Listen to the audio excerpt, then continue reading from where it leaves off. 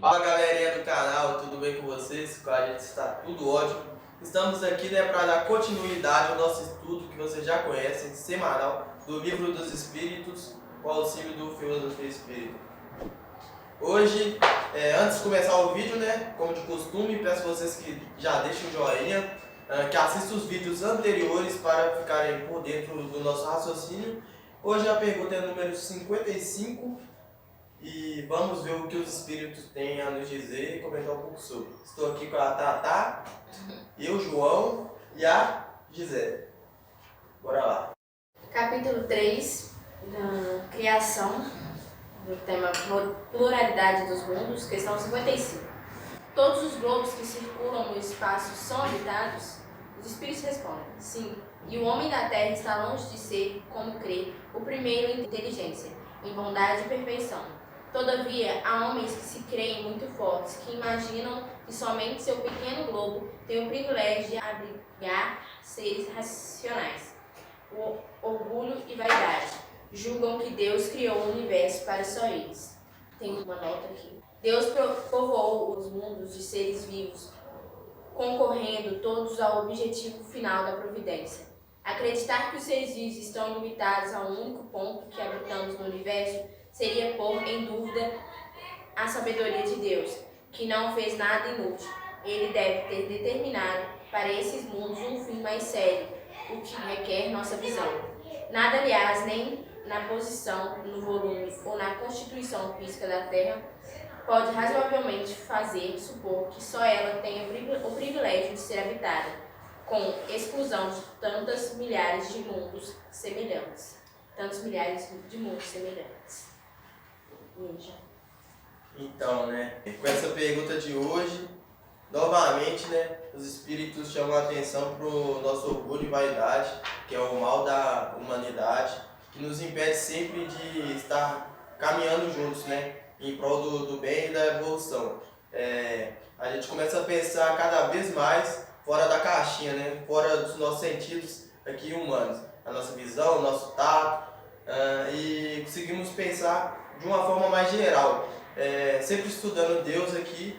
Por que Deus criaria tantos planetas se fosse colocar inteligência humana, se fosse colocar qualquer tipo de inteligência somente no planeta, Isso é, no mínimo, tornar Deus um ser muito comum. E, como nós sabemos, Deus é perfeito e tem muita coisa que a gente não tem a capacidade de entender. Tem muita coisa que a gente não está pronto para entender e não é o momento correto. Esse é um dos mistérios de Deus, para a gente, porque a gente percebe que a gente tem muita coisa para trabalhar antes de saber dessas coisas.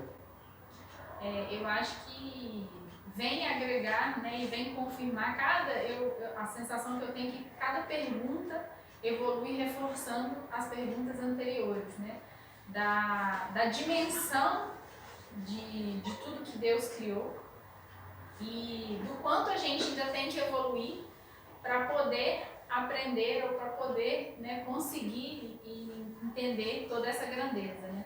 Então a gente tem uma noção de tamanho do universo, cientificamente provado, mas o Evangelho traz que a gente ainda desconhece muita coisa, que isso é muito pequeno, E os diversos mundos também vêm reforçar as perguntas anteriores, As perguntas anteriores a gente estava estudando da diversidade na Terra, no nosso planeta, Mas essa diversidade, ela é ainda maior do que essa diversidade limitada que a gente conhece, Então, existem outros mundos, outros seres e a gente tem que deixar o nosso orgulho e a nossa vaidade de lado, porque a gente ainda desconhece muita coisa, a gente ainda é muito pequeno diante da dimensão da grandeza de Deus.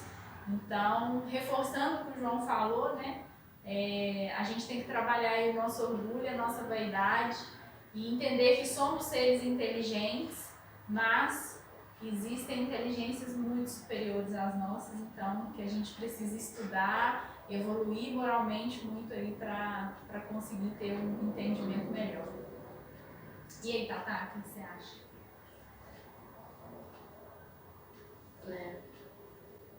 Reforçando o que o João e a Gi falou, a abrangência, né, da pluralidade dos mundos é interessante porque quando a gente traz para a ciência, né, podemos dizer assim, a gente vê a proporção que realmente é num planeta, nossa cidade, tipo, não sei quantos milhões de pessoas, no nosso estado, não sei quantos bilhões de pessoas, no nosso país, tipo, em cada pessoa um espírito. Então, mas quando a gente vê quando a gente analisa, né, a gente faz essa comparação, traz uma responsabilidade muito grande, porque quando a gente traz essa responsabilidade, né, que eu falo do comprometimento, de mudança, quando a gente muda nosso mundo interior, né, quando a gente muda o nosso meio social, nosso meio familiar, a gente, nossa, aí sim a gente vê a diferença que a gente faz, porque é muito louco. Eu esqueci o que eu ia falar.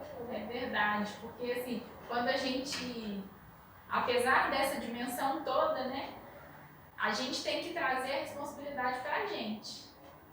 Porque, como você falou,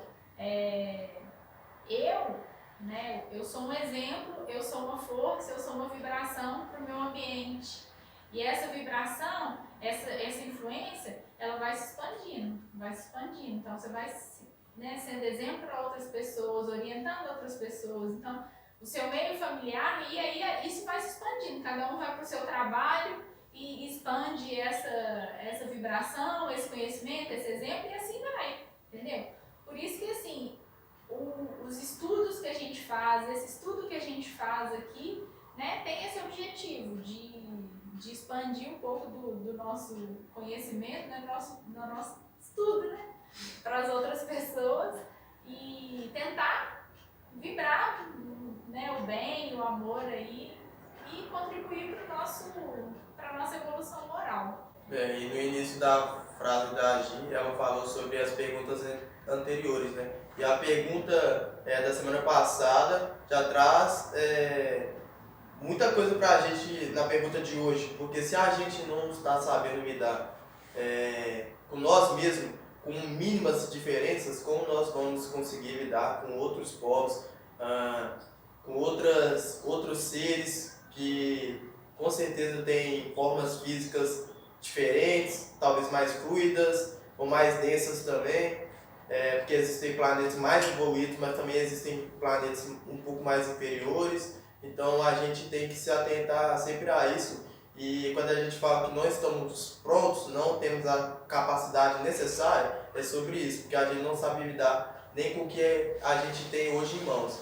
Então que a gente saiba aprender a lidar como um povo que somos, não só como uma cidade, como um país, mas como todo um planeta.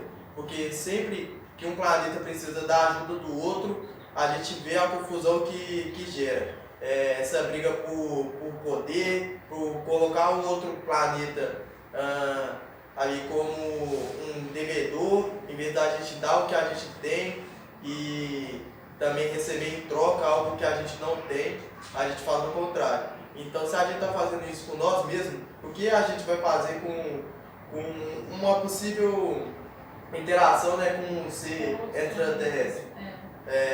A gente vê isso muito nos filmes, né? Sempre que tem os filmes que tem esse tipo de interação, a gente está guerreando, a gente está tentando conquistar o que é deles, a gente não está buscando conversar, buscando fazer essa troca que seja boa para todos os lados. Ajudar, né? A gente sempre está esperando o pior, né, uns dos outros, e isso daí não agrega nada para a gente. Exatamente. O dia que a gente, acho que enxergar com outros olhos, a gente não enxergar um outro planeta como um inimigo, né, os outros seres como inimigos, ou a gente não enxergar aquele planeta como uma fonte de renda, né, aquele planeta lá tem ouro, vamos invadir aquele planeta, né? Então, quando a gente tirar essa visão, né, de querer, né, o poder, Então, eu acho que a gente já ganha muito. Então, a gente tem que ter uma visão, né? Eu acredito, né, com tudo que a gente está estudando, que a interação com outros planetas tem que ser uma relação de aprendizado, né? Um aprendizado mútuo, uma troca, né? E também de servir, né? Porque se a gente se depara com um planeta inferior, né, o que a gente pode fazer para ajudar? Né? Então, eu acho que o dia que estivermos, mas a gente não consegue fazer isso nem entre a gente, né? Nem aqui na Terra a gente consegue fazer. O dia que a gente estiver preparado, aí sim a gente vai ter permissão, né? Então, esse foi o estudo de hoje, um pouquinho aí do nosso bate-papo, né? Espero que vocês tenham gostado. Deixem um joinha. Semana que vem tem mais vídeo, conto com a presença de cada um de vocês e até lá.